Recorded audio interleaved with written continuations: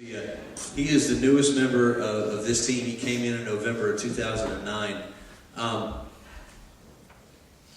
You got 5 minutes, and then we got to shut it down.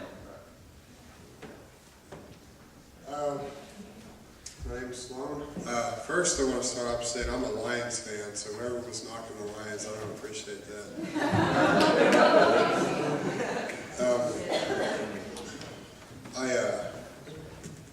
I grew up in a home. My parents didn't have a lot of money.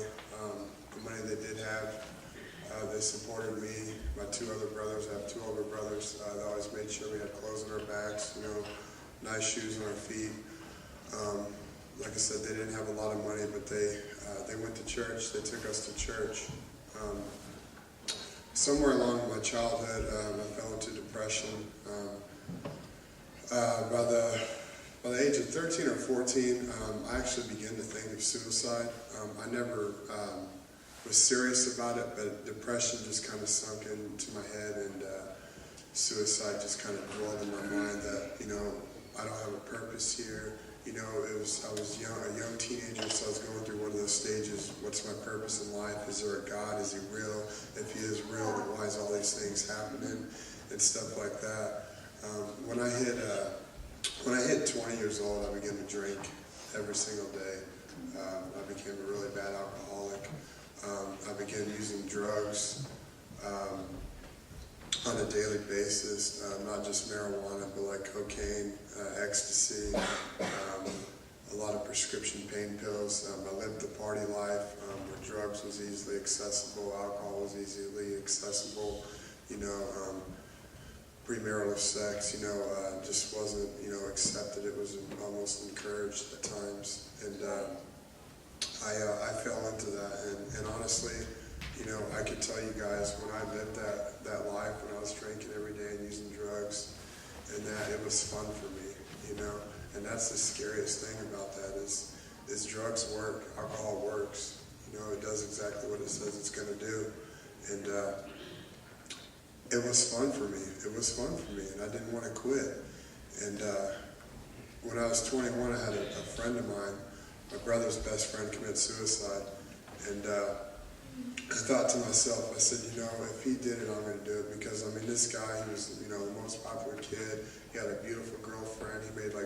He was 21 years old. He made like $26 an hour. He had everything going for him. And I thought to myself, if he did it, I can do it. I'm just going to, because I don't know if there's a God. I don't know if he's out there, if he's real, everything. It's just, nothing's going my way. I'm depressed, it's just, I'm going to die one day, it's not like I'm going to kill myself. It's not going to happen eventually. It's going to happen anyway. I did a lot of things when I was drinking and using drugs and stuff. I still have scars on my arm where I cut myself with a razor. I don't really have a good explanation of why I did it. Just whenever you take a lot of drugs and alcohol, you tend to do things that aren't very smart. And I'll never forget, it was August 8th, 2008. It was when this was when I cut my arms and stuff. I'll never forget lying in bed with a gun, and I was questioning whether I should use it or sell to go buy more alcohol and narcotics and stuff. And I found out about a program called Heart of America Teen Challenge, and it's a year-long Christ-centered discipleship program. It takes in people that are dealing with alcohol and other life-controlling issues. It doesn't have to be alcohol or drugs, whatever life-controlling issue you have. And I went to that program in October of 2008, and I graduated in October 2009. And at that time, I dedicated my life to Christ. And, he's restored me. He's gave me a new heart, a new mind, a new spirit, a new soul to serve him. And it's amazing when you turn your life over to God, the things that, the depression goes away, the suicidal thoughts go away.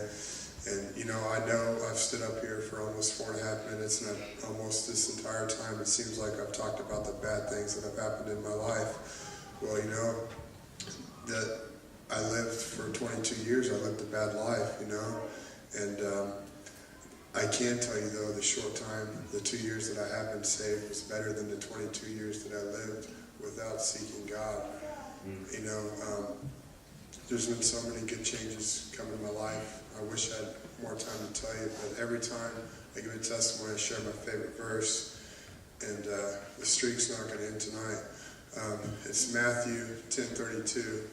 I'll paraphrase it. It says, "If you stand up for me in front of men, I'll stand up for you in front of the throne of God." I don't want to stand in front of the throne of God and say, "You didn't stand up for me, Sloan, in front of men and send me away." I want him to say that you stood up for me.